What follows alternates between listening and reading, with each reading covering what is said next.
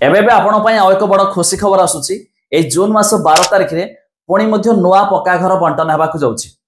खास करके एथर प्रति ग्राम पंचायत रु 10 जन को मध्य घर मिलिबो।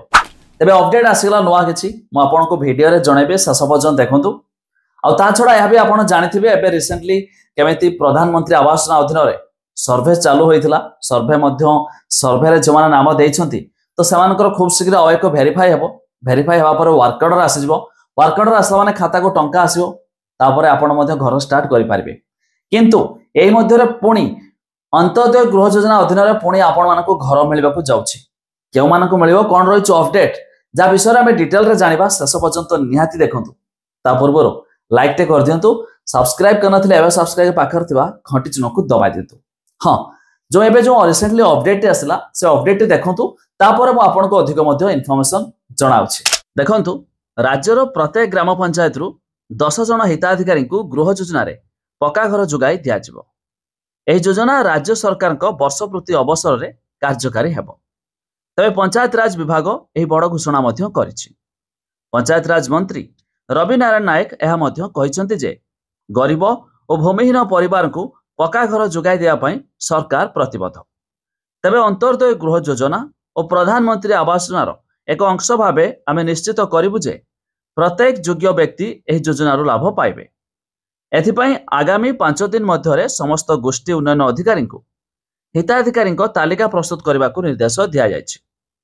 तबे सूचना योग्य राज्यर प्राय 22 लाख हिताधिकारी को पक्का घर जोगाई दिया पई सरकार लक्ष्य रखिछंती। एबे तो जानिले आपण माने जाकि न्यूज अपडेट मध्य आसे सारलानी। न्यूज आर्टिकल मध्य देखिले आपण माने जाकि जून मास 12 तारिख रे पंचायत लेवल रे मध्य घर बंटन हेबो। एथर सेमिति 1,20,000 टका मध्य मिलिबो अंत्योदय गृह योजना रे। जेमिति कि आवास योजना मिलि थाए ठीक सेमिति एथरे भी मध्य मिलिबो। तबे आसंता मास 30 तारिख सुधा मध्य मुख्यमंत्री घर बंटन कर देबे बा वर्क ऑर्डर मध्य आसे जिवो। एथरे खाली केवल सिलेक्ट हेबे। प्रति पंचायत रु 10 जन को घर मिलियो बोली यह भी मध्य सूचना रहिछि।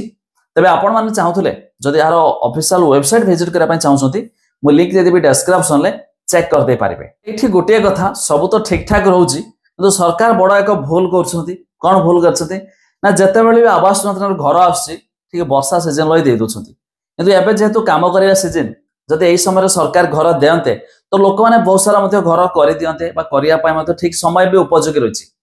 किंतु सरकार कोन करछंती प्रति वर्ष वर्षा सीजन लई दे दोछंती ना कहार इटा आसी पारुछि से समय रड सिमेंट सब बढ़ाई दोछंती रेट। तो जेहेतु जो समय रही तो से समय अनेक लोक करि पाउनाती। आ यह भी आपण जानिथिबे कि ठीक समय भीतर जदि पक्का घर शेष कराउछि सरकार तरफ किछि बोनस आस्ताय। किंतु एई बोनस प्राय तार रहिछि 6 मास भीतर एति कि वर्ष भीतर कले एति बोनस प्राय सब जो बोनसटा आछे सब बोनस केही मध्ये उठे पारु नथिबे।